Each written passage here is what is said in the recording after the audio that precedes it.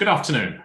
It's 5 o'clock on Tuesday, 26th of October in the UK, and welcome to this week's What Comes Next Live podcast, recorded live to an audience of millions. Well, okay, a few close friends perhaps. This is really listened to mostly by the podcast listeners later. My guest this week, and not the first person from the Liminal network, and at the same time, many thanks to Roland for setting it up and being the community leader, because through Liminal, I've met loads of great people, a number of whom have had these conversations with me. So my guest is Roland Harwood, the illustrious leader of We Are Liminal.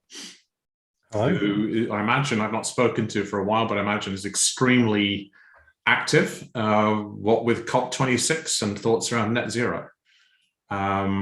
So welcome, Roland. It's great to be here. Thanks for inviting me. Nice to see you. Cool. And we didn't have any time for small talk because we just rocked up at 1 minute to. I'm just back from a 4-hour walk with a client. That sounds lovely. Quite blissful. 10 miles walking. And I had to take the bus back the last 2K to make sure I got back in time, but I'm comfortably in time. So that's where I am, and I'm in the south of London. I think you're in the north of London, unless you're somewhere else. I'm in the north of London. I had a 10K run this morning with my sons, who are on half-term holiday and very reluctant, but dragged them out for a run. And then I've been on back-to-back Zoom calls since then for most of the day. So I'm a little bit frazzled, but I've been looking forward to this conversation for a while. So, so I'll be sipping my tea if that's okay as we go. But yeah. Well, there's nothing more British. So tell for our audiences, tell them a little bit about yourself, and then let's just talk about what's going on for you. Sure. Okay. I am in North London. My dad's American, my mum's German. So interested in cultures colliding, because that's sort of in my DNA. I did a science degree once upon a time, PhD in physics. And so the first half of my career was in sort of scientific research and development in the energy and telecoms sector. And the second half of my career until today has all been around design and innovation and building communities and networks. And yeah, 2 and a bit years ago, I was at a bit of a sort of transition in my own kind of life and career, and decided, didn't know what I wanted to do, but I sort of knew I wanted to do it with creative and entrepreneurial people and do something that was a bit more purpose driven. And that led me to founding this community called Liminal, which I'm now delighted to say, part of, Tom. And there's a long tail of participation, but there's kind of 120 people on the database, of whom I would say a third are actively engaged, a third are sort of partially engaged, and a third probably could do with cleansing from the database, but 'twas ever thus. And we come together monthly, as you know, daily-ish online via Slack, and increasingly it's there for peer support and learning and sharing of experiences, but also in different combinations we come together and deliver projects as a sort of distributed consultancy. And almost all of that right now is to do with COP26 that you've already mentioned, and designing the transition towards net zero and sustainable business models with all sorts of people. So yeah, that's kind of a whistle-stop tour of who I am and Liminal and what I've been up to most recently. What you're a touch on who you are and what energizes you and what you're doing. For me, the being part of that, we both connected online through the word liminal and the meaning of liminal. And I've been part of that community for about a year now, and some cool conversations. I think the engagement numbers, if you can go above 10-20% in any network, you're doing great. So I found lots of different energizing conversations. I'm intrigued as to what your thoughts around where we are in net zero, what COP26 will and won't do. I'll try to, let's try to keep the conversation positive and forward moving, because it'd be very easy to go in the opposite direction, although that's not your style. What are your thoughts? What's achievable? Well, this literally is the sort of the quadrillion dollar question. it's make or break. Anton Guterres from the United Nations talked about COP26 being, humanity's last best chance to save the planet, which is pretty dramatic language, but I think the science, backs that up. Our political leaders are at varying degrees of managing expectations or trying to downplay expectations or possibly overplay what can be achieved in the coming weeks, in the coming couple of weeks. I'm going to be in Glasgow from next Thursday onwards for a few days, and then the week after. I don't know what's going to happen. Prediction is a dangerous game. I think I take comfort from the response in some ways to the pandemic that we've had, where scientists around the world came together to develop a vaccine in sort of record-breaking time. And that ability, when faced with an existential crisis, to harness minds and organizations and capital to do something really quite remarkable. And I think we need to do that again, but sort of on steroids over a longer period of time, over the next decade or more, in order to tackle the climate emergency. So that is probably the biggest challenge we've ever faced as a species. And, it could literally be existential, but I also am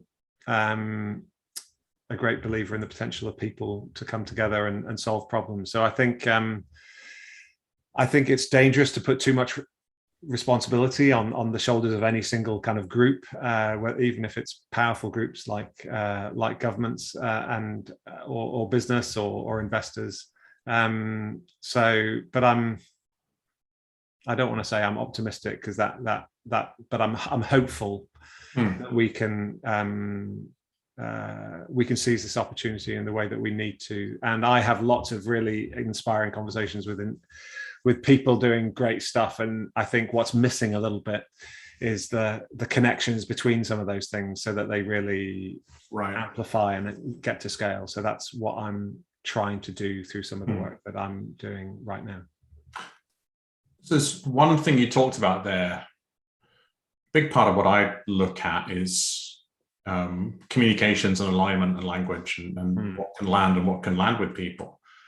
What I see is that as a species, as any form of organization underneath that large set, is not ready for radical change.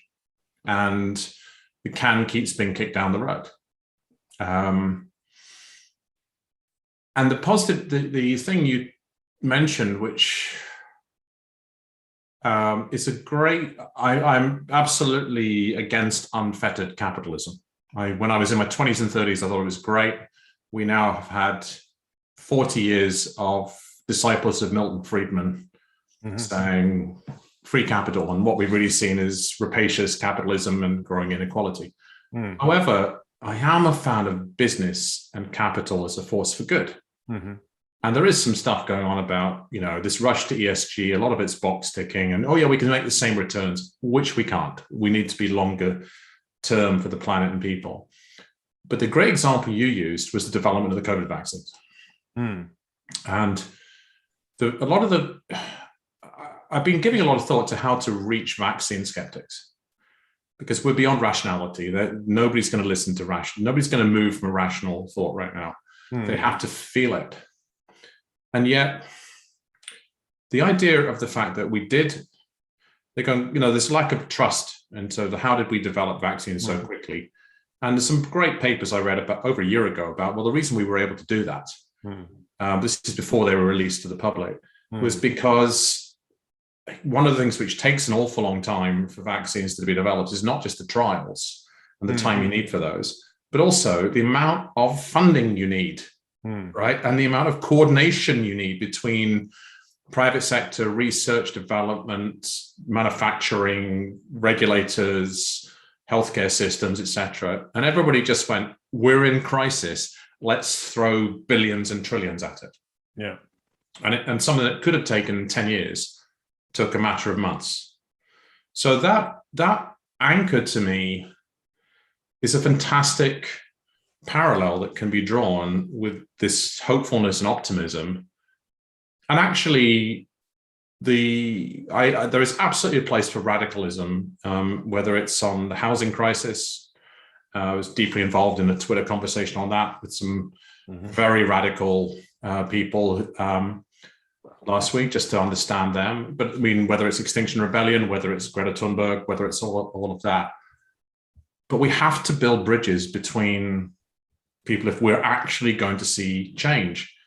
So on the one hand, so to me, it's the capital sits somewhere in the middle, whether it's governments printing money, which they can do, it's modern monetary theory, whether or not Rishi Sunak believes it, or whether it's investors in that language, global capital.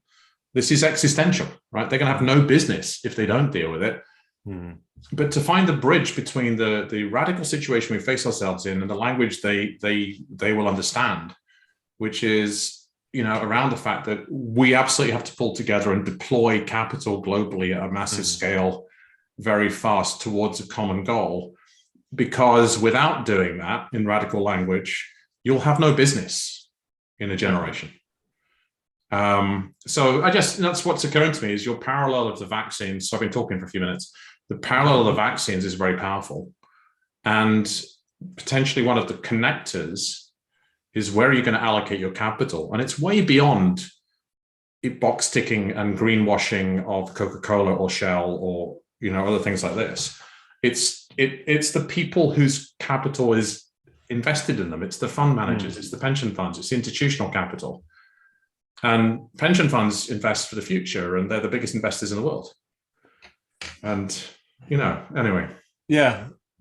Oh, I'd love to respond to some of those points. There's a lot in what you just said, if that's okay. No, I'm done with my ramble, but hopefully it's cohesive.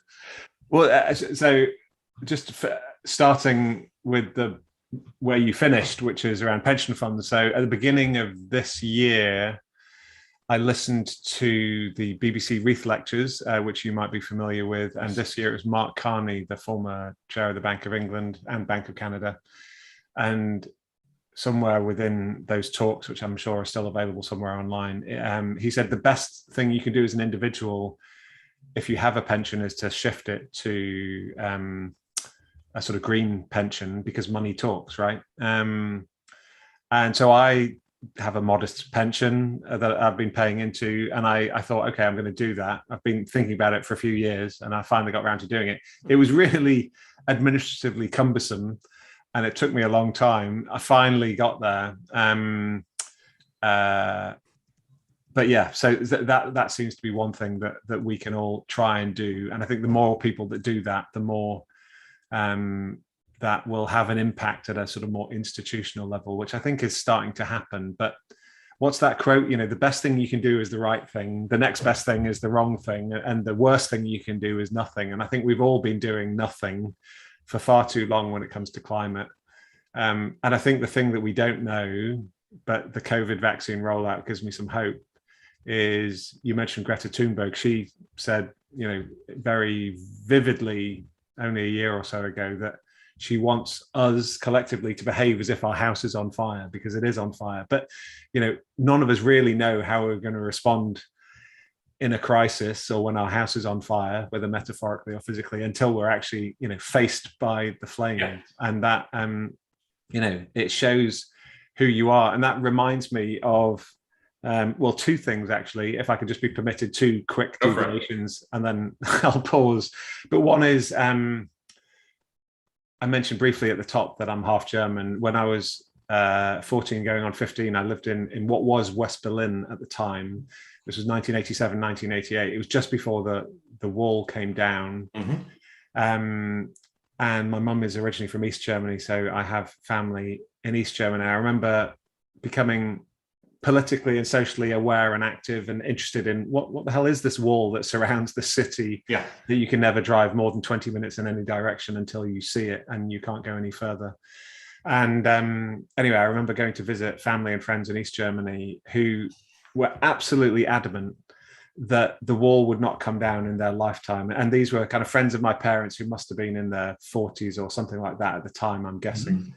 And 11 months later, the wall had come down. And for me, that was a very vivid lesson at an impressionable age that, grown-ups telling you something is impossible, which then within a year becomes possible.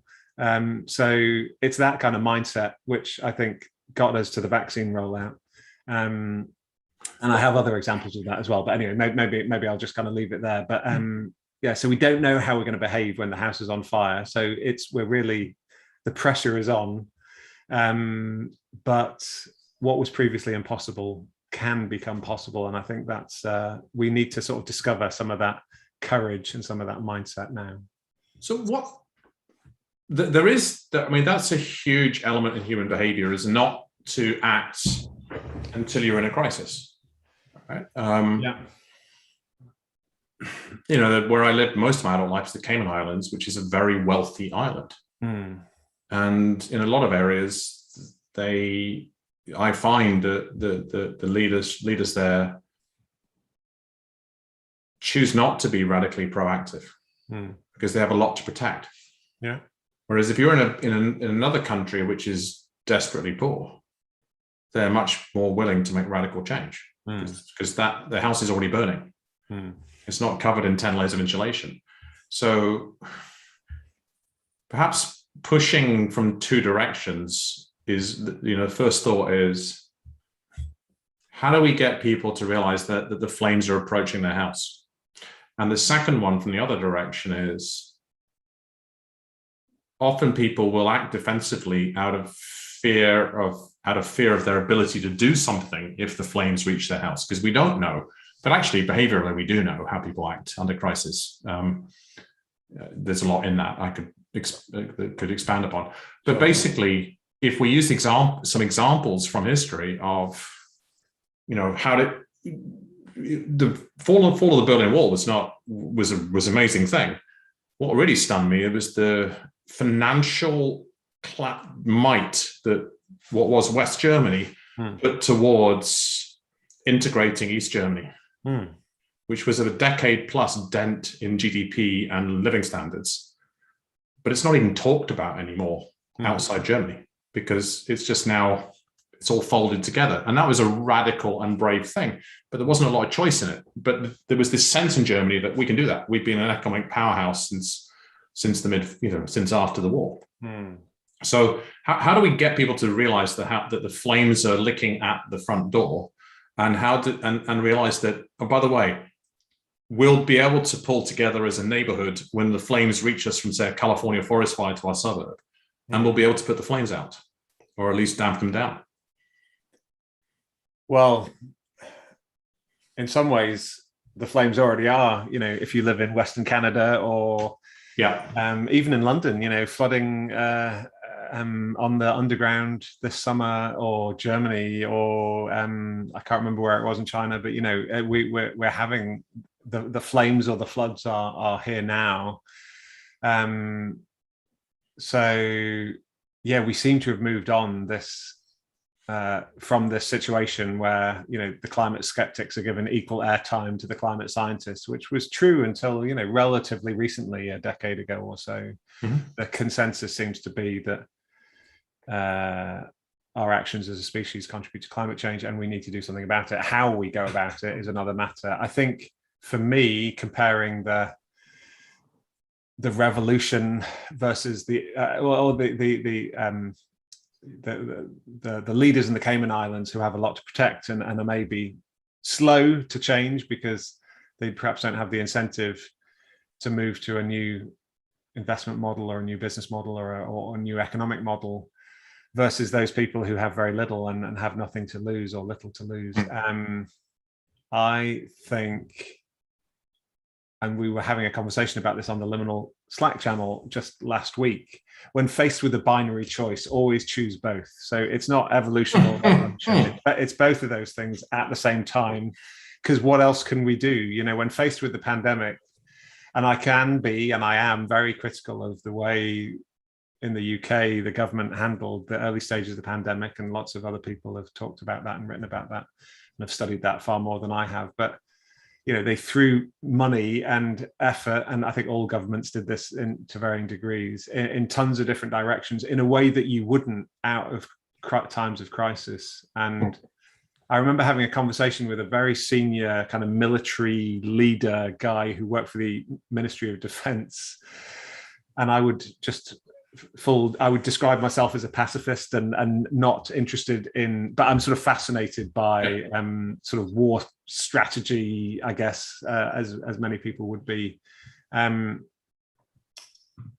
He shared some very vivid examples, and I can't remember the details now, I'm afraid, but that our armed forces and kind of military strategy are brilliant in wartime, but terrible in peacetime. So the things that make them effective in wartime, their ability to adapt and improvise, and the communication that flows through the command and control hierarchy and everything else that comes with that, is very well suited to a sort of wartime crisis style situation. But when it comes to peacetime, when you're not, it grinds to this mind-numbingly inefficient kind of bureaucracy that is very so it kind of, what makes us successful in one mode, makes us unsuccessful in another, and vice versa. So there's something to learn from that, and I don't quite know what it is, but I think, I feel very strongly that increasingly we're faced with binary choices, and that we should avoid those, because inevitably the answers are always in the liminal spaces, the gray areas in between the polar opposites. And so, when faced with a binary choice, choose both. I just wrote that down. And what you've been, the binary choices felt like, using the country examples we talked about, revolution or evolution. Yeah. And always choose both. I love that. So back to what I'm sitting with is this idea of, I'm a business guy, right? So what I'm sitting with is the idea of if you can make it feel both evolutionary and revolutionary to the people with the capital.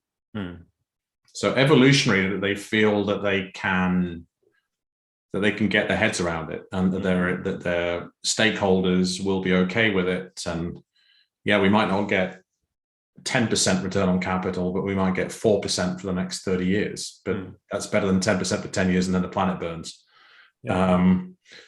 But if you go too revolutionary, they're just going to switch off. But there has to be a certain amount of revolution to realize that the house is burning. But it's, the solution is not some new sci-fi Elon Musk-esque solution to putting flames out. We already have the solution. We just need to deploy tons of it using huge amounts of capital. But we know how to fix this. We're just choosing not to do it yet.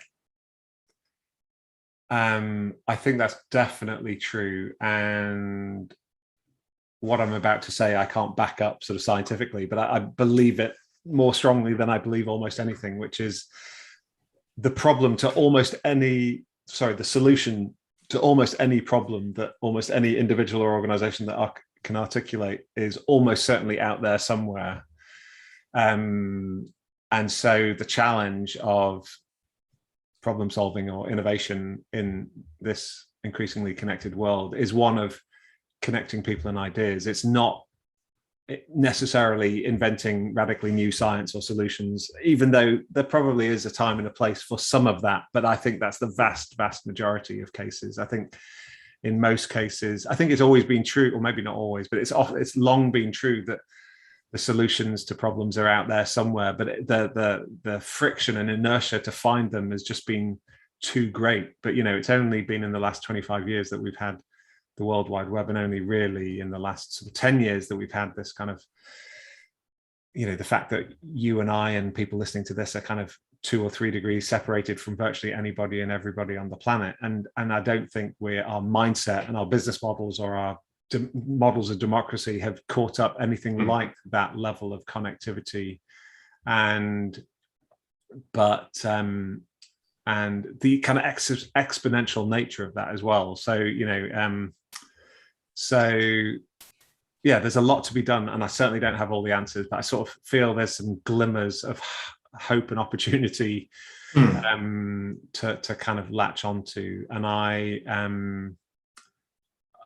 enjoyed, your involvement in the liminal community and the conversations I've had with you, and it's creating the space for for connection to take place, and just holding the space for that.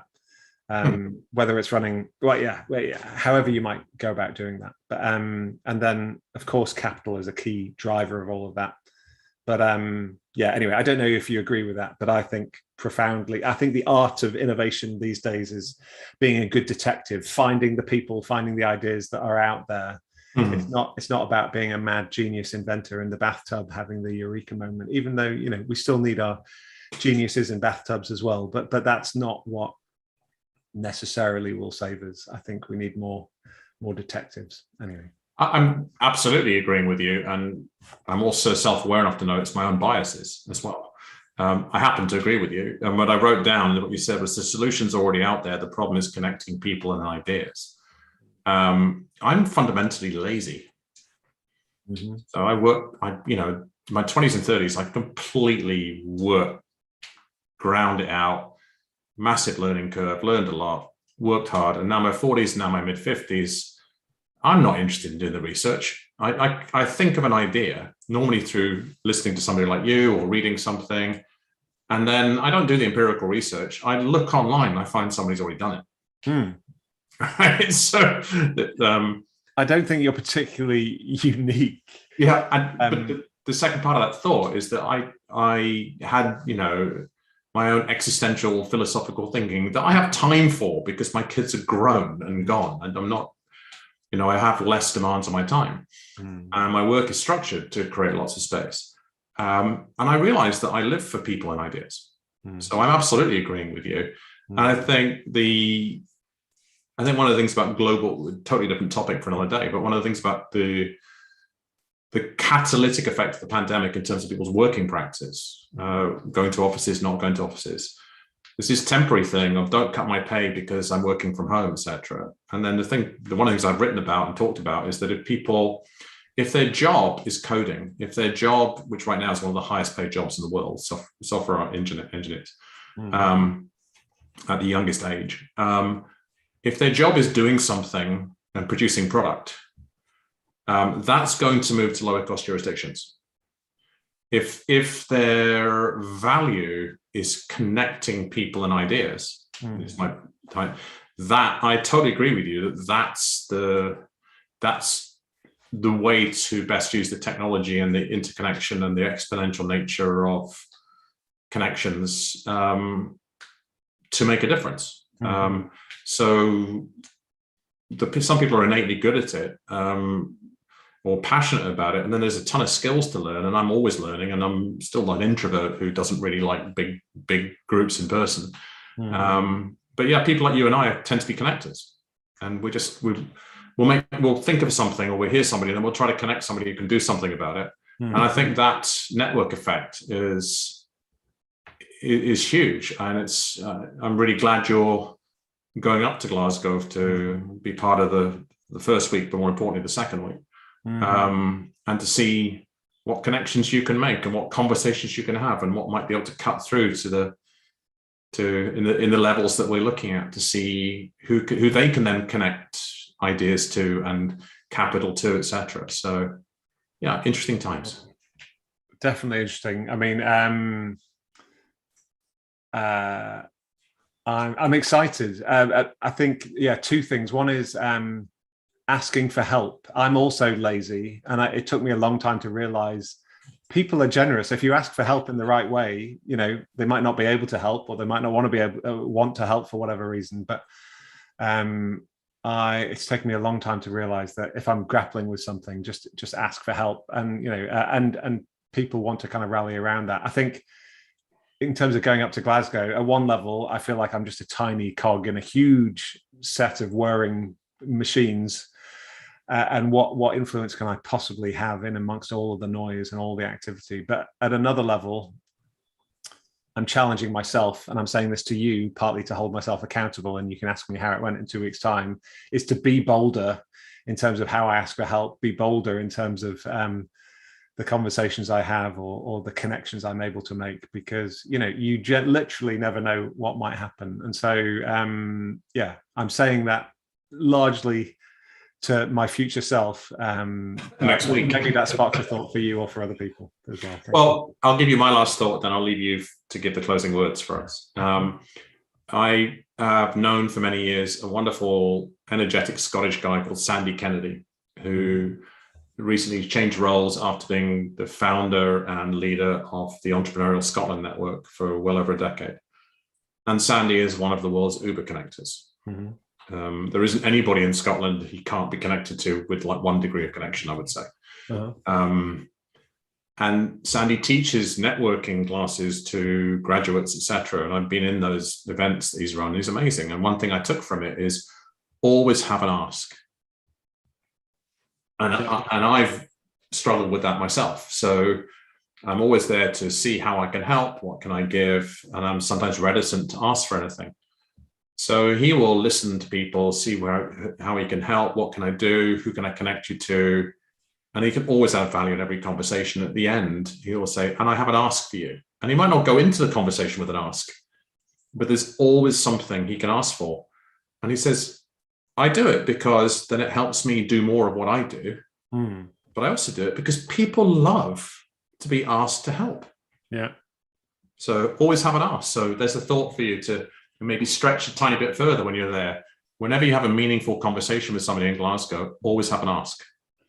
I think that's a great place to finish. I would just add one letter, which is make it plural. Have 3 asks, because people might not be able to help with the first one. But there you go. You're set up for some accountability there. So when you get off this call, you can go onto my site and book a meeting when you get back, and put a note in it saying, check in on accountability for COP26, and I'll talk to you when you get back. I would love that. I would appreciate that very much. But yeah, I am.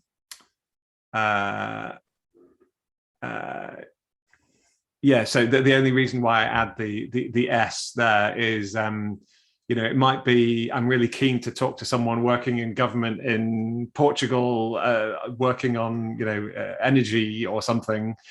So if you know anyone there, then I'd love to be put in touch. But I'm also working on a project on X, and I've got a set of skills and knowledge in a third domain. So I'm a big believer in the rule of 3. So if you can give people 3 different kind of buckets of knowledge or opportunity or asks, then and you engage people in the right way and you show interest in them, so it's a reciprocal thing, then it's remarkable what can come from that. And often it can take days, months, years. I just found out the other day somebody I had a chance encounter with 10 years ago. Turns out I had a really pivotal role in something they went on to do, but I only just found that out about 3 days ago. But it may, and there's probably a whole load of things that we all do that we never even realize.